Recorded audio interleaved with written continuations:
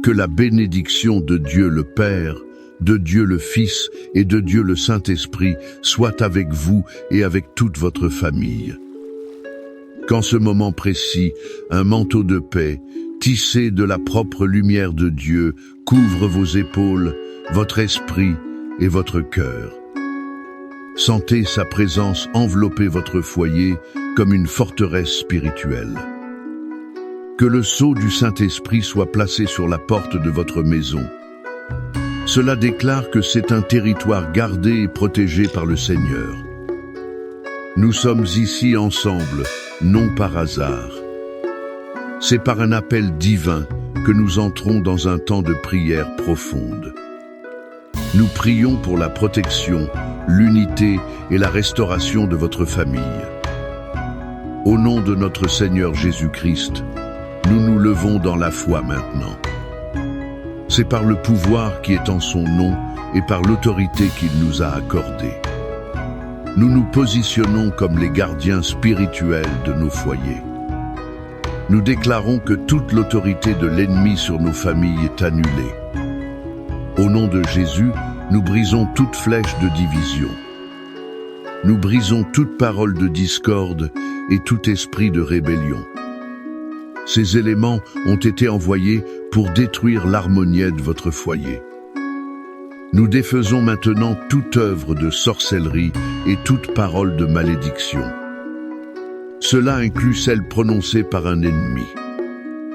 Cela inclut aussi une malédiction générationnelle transmise de parents à enfants. Nous annulons leurs effets par le pouvoir du sang de Jésus. Nous ordonnons que toute forteresse d'amertume soit démolie maintenant. Cela inclut le manque de pardon et le ressentiment. Nous déclarons que l'esprit de confusion, de dépendance et de désordre se retire. Qu'il se retire de la vie de vos enfants, de votre mariage et de votre maison. Nous déclarons que l'amour, la paix, la joie et l'ordre de Dieu règnent à leur place. Par le pouvoir du sang de Jésus, nous déclarons que votre famille est un territoire saint. C'est un jardin clos qui appartient au Seigneur. Aucune peste, aucune disgrâce, aucune calamité ne s'approchera de votre tente. Maintenant, respirez profondément. Je veux vous inviter à quitter le champ de bataille de la prière. Entrez dans le sanctuaire de la réflexion. Je veux que nous marchions ensemble à travers l'une des histoires les plus touchantes de la Bible. C'est une histoire qui palpite avec le cœur de Dieu le Père lui-même. C'est l'histoire enregistrée dans Luc, chapitre 15. Elle est connue comme la parabole du Fils prodigue. Elle pourrait très bien être appelée la parabole du Père miséricordieux. Imaginez la scène. Un père, un homme prospère avec 2 fils. Le plus jeune, impatient et arrogant, s'approche de lui. Il dit des mots qui, dans cette culture, équivalaient à souhaiter la mort de son propre père. « Père, donne-moi la part de bien qui me revient. » Il ne voulait pas la relation, il voulait l'héritage. Et le père, le cœur certainement brisé, conce. Il le laisse partir. Nous pouvons sentir la douleur silencieuse de ce père. Il voit son fils partir sur cette route. Le fils emporte avec lui non seulement de l'argent, mais un morceau de son âme. Le fils part pour une terre lointaine. La Bible dit qu'il dissipa ses biens en vivant dans la débauche. Il dépensa tout en fêtes et en plaisirs passagers. Il cherchait à remplir un vide qui ne faisait que grandir. Et puis, la crise est arrivée. Une grande famine dévasta la terre. Lui qui avait tout était maintenant dans le besoin. Sa misère fut si profonde. Son seul désir était de pouvoir manger la nourriture des porcs. Dans cette porcherie, au point le plus bas de son existence, il était sale et affamé. il était oublié de tous ses amis. La Bible dit qu'il rentra en lui-même. Il se souvint de la maison de son père. Là, même les serviteurs avaient du pain en abondance. Pendant ce temps, lui mourait de faim. Pendant ce temps, que faisait le père? Nous pouvons l'imaginer jour après jour. Il montait à un endroit élevé, forçant sa vue sur la route. Il attendait, il aspirait, le cœur plein d'une espérance qui refusait de mourir. Il n'était pas en colère. Il ressentait le manque. Le fils, répétant un discours de repentance, prend finalement le chemin du retour. La Bible nous donne alors l'une des images les plus puissantes de l'amour de Dieu. Et comme il était encore loin, son père le vit. Il fut ému d'une intime compassion. Il courut, se jeta à son cou et l'embrassa. Le père n'attendit pas. Il courut. Il ne se soucia pas de la saleté. Il ne se soucia pas de l'odeur ni de l'humiliation du fils. Il l'étreignit et l'embrassa. Il ne permit pas au fils de finir son discours de « je ne suis plus digne ». Au lieu de cela, le père cria aux serviteurs « Apportez la meilleure robe. Mettez un anneau à son doigt et des sandales à ses pieds. Amenez le veau gras et tuez-le. Mangeons et réjouissons-nous. Car mon fils que voici était mort, et il est revenu à la vie. Il était perdu, et il est retrouvé. » Cette histoire est le portrait du cœur de Dieu pour votre famille. Et d'elle, nous tirons des leçons qui peuvent guérir et restaurer votre foyer aujourd'hui.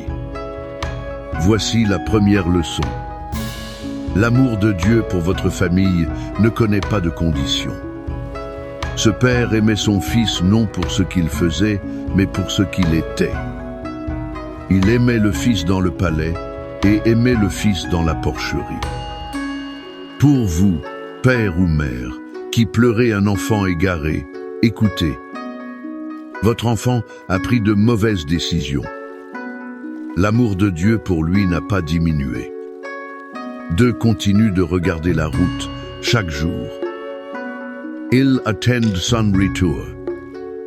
Votre rôle est de vous joindre à lui en prière. Gardez votre cœur ouvert et l'espérance vivante.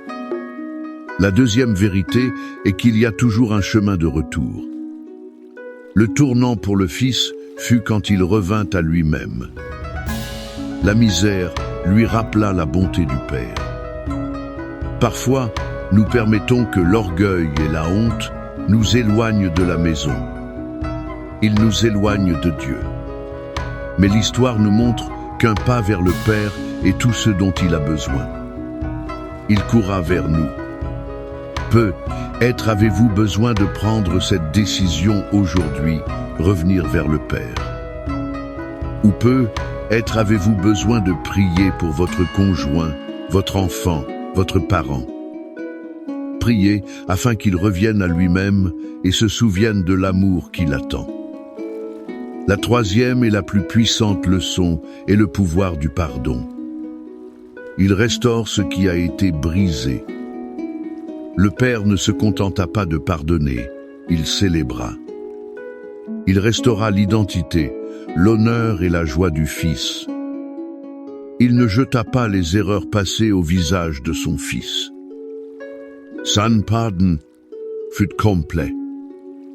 Avez-vous été comme le Père, attendant avec le cœur ouvert? Êtes-vous prêt à pardonner et à restaurer? Ou peut-être, à certains moments, nous voyons-nous dans le frère aîné. Sommes-nous pleins de propre justice et de ressentiment, incapables de célébrer la restauration? Ou Dieu vous appelle-t-il à aimer, pardonner et commencer la fête de la réconciliation? Où vous appelle-t-il dans votre famille aujourd'hui? Ce cœur de Père que nous voyons dans la parabole est le même cœur. C'est lui qui a écrit les psaumes pour nous. C'est un cœur qui aspire non seulement à nous voir rentrer chez nous, il aspire aussi à nous protéger tout au long de notre voyage. Le psaume 91 est la promesse de protection de ce Père pour ses enfants. C'est son murmure de sécurité, disant « Je suis ici. Sous mes ailes, vous et votre famille êtes en sécurité. » Et le psaume 23 est la certitude que ce même Père est notre bon berger. Il nous guide, nous nourrit et nous pourvoit tout ce dont nous avons besoin. Il nous pourvoit cela dans notre parcours familial.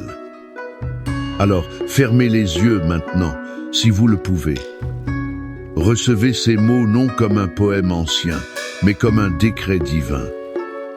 Ce décret est sur votre maison, votre mariage et vos enfants. Recevez le psaume 91 comme le mur de feu de Dieu autour de vous.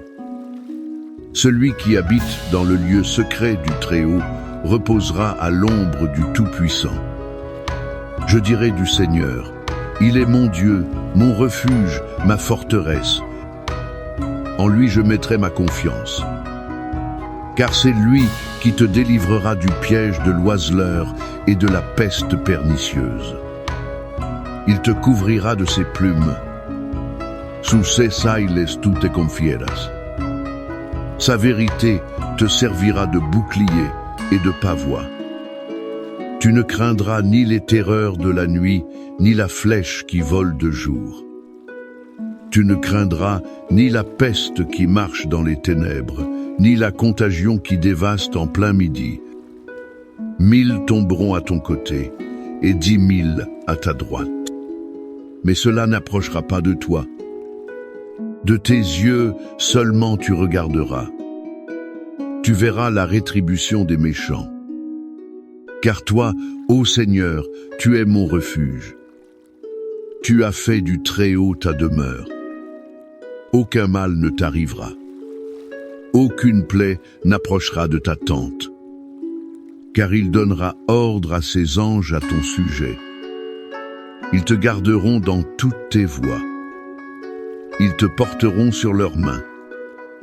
Ainsi, ton pied ne heurtera pas de pierre. Tu marcheras sur le lion et sur l'aspic. Tu fouleras le lionceau et le serpent. Parce qu'il m'aime, je le délivrerai aussi. Je le mettrai en sécurité, car il connaît mon nom. Il m'invoquera, et je lui répondrai. Je serai avec lui dans la détresse. Je le délivrerai et le glorifierai. Je le rassasierai de longs jours. Je lui ferai voir mon salut. Père, avec l'image de ce Père courant vers son Fils dans nos cœurs, nous clamons maintenant pour nos familles. Nous clamons aussi avec les promesses du psaume 91 et du psaume 23 sur nos lèvres. Nous te présentons chaque foyer qui écoute cette prière. Seigneur, nous prions pour chaque fils et fille qui s'est éloigné. Ils sont dans une terre lointaine, gaspillant leur vie en choses qui ne satisfont pas. Père de miséricorde, nous te demandons que, où qu'ils se trouvent, ils puissent revenir à eux-mêmes. Qu'ils se souviennent de la sécurité, de l'amour et de la provision qui n'existent que dans ta maison. Nous libérons des anges pour qu'ils combattent pour eux. Qu'ils les protègent de tout mal jusqu'au jour de leur retour. Nous prions pour les mariages qui ne tiennent qu'à un fil. Le silence et la distance ont pris la place du dialogue et de l'intimité. Père, comme le bon berger, guide ces couples. Conduis-les au pâturage verdoyant de la réconciliation et aux eaux paisibles du pardon. Restaure ce qui a été perdu, guéris les blessures et brise les barrières d'orgueil. Que l'anneau de l'alliance ne soit pas un symbole de prison. Qu'il soit un symbole d'une fête d'amour renouvelée. nous clamons pour l'unité familiale, Seigneur. Là où il y a des disputes entre frères, des querelles entre parents et enfants, que ton esprit de paix vienne et apporte l'harmonie. Que nous puissions apprendre à pardonner comme le Père a pardonné. Apprenons à célébrer la restauration au lieu de garder des ressentiments. Et, basé sur la promesse du psaume 23, nous prions pour la provision dans chaque foyer. Tu es notre berger, et rien ne nous manquera. Nous réprimandons l'esprit de misère, de dette et de chômage. Ouvre les portes, Seigneur. Prépare la table en présence de nos ennemis. Fais que nos coupes débordent de bénédictions financières. Ainsi, nous pourrons être une bénédiction pour d'autres.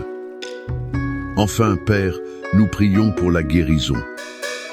Guérison pour les corps malades, pour les esprits anxieux et pour les âmes blessées. Que ta vertu coule à travers cette prière. Qu'elle touche chaque personne ayant besoin d'un miracle pour sa santé. Cela inclut la santé physique ou émotionnelle. Maintenant, je veux vous inviter à faire quelque chose de prophétique. Un acte de foi. Écrivez le nom de votre famille ici dans les commentaires. Ou le nom de la personne spécifique pour laquelle vous intercédez. En faisant cela, vous ne tapez pas seulement un nom. Vous le placez sur l'autel de Dieu, devant cette communauté de foi. Créons une chaîne de prière. Croyons ensemble à la restauration et à la protection divine sur chaque nom écrit. Que l'espérance inlassable du Père qui attend sur la route soit sur vous. Que la protection inébranlable du Très-Haut promise dans le psaume 91 soit sur votre maison. Que le soin tendre et l'abondante provision du bon berger du psaume 23 soit sur toute votre famille. Cela est pour aujourd'hui et pour toujours. Que la joie de la restauration remplisse votre foyer. Que la paix de Dieu, qui dépasse toute compréhension, garde votre cœur. Qu'elle garde aussi votre esprit en Christ Jésus. Et toute la famille de Dieu, unie en un seul esprit et une seule foi, déclare Amen.